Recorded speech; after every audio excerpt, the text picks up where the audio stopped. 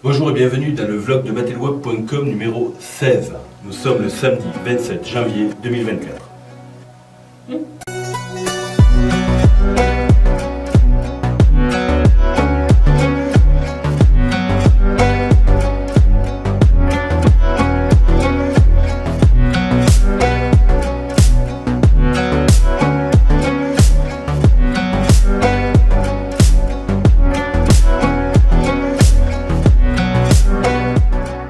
Nous allons aborder un sujet aussi imposant qu'invisible, l'éléphant dans la pièce.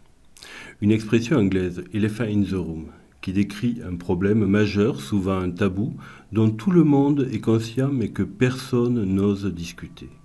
Cette expression remonte à une fable de 1814, où un homme visite un musée et remarque tout sauf l'éléphant présent. Mais c'est dans le New York Times de 1959 que l'expression prend son sens moderne, comparant le financement des écoles à un éléphant dans le salon, trop gros pour être ignoré.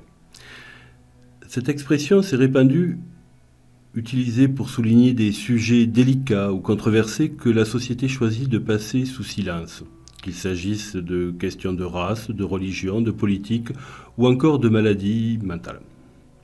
Elle met en lumière notre réticence collective à affronter ces sujets, favorisant le déni ou le silence au risque de l'embarras ou du conflit. Mais pourquoi cet éléphant reste-t-il si souvent invisible ? La réponse tient peut-être dans notre inconfort face à l'inconfort, notre peur de perturber l'harmonie apparente. Cependant, ignorer l'éléphant dans la pièce ne le fait pas disparaître. Cela peut même aggraver le problème, le laissant grandir jusqu'à ce qu'il soit trop vaste pour être contourné. Depuis le printemps 2020, de nombreuses voix se sont élevées dans ce pays, comme dans le monde, pour dire qu'il y a un éléphant dans la pièce. Très rapidement, un système répressif s'est mis en place pour interdire de dire qu'il y a un éléphant dans la pièce. Pourtant, les années passant, de plus en plus de personnes prennent conscience qu'il y a un éléphant dans la pièce. Un éléphant qui devient de plus en plus énorme. Oui, il y a un éléphant dans la pièce. Mais j'y reviendrai. Je vous donne des nouvelles de l'intelligence artificielle.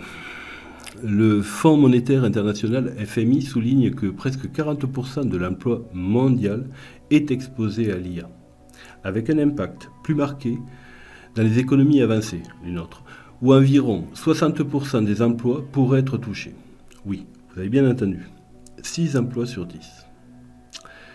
Je fais une petite parenthèse pour vous dire qu'en général, dans l'histoire de l'humanité, quand nos élites sont confrontées à ce genre de situation sociale et économique, c'est systématique. Nos élites déclarent ou font déclarer à l'autre une guerre. Voilà. Méfiance. Autre info, l'Agence internationale de l'énergie, AIE, a récemment mis en garde contre l'augmentation significative de la demande énergétique due à l'IA, prévoyant que la consommation électrique des centres de données de l'IA et des crypto-monnaies pourrait doubler d'ici 2026, multipliée par 2 en 2026.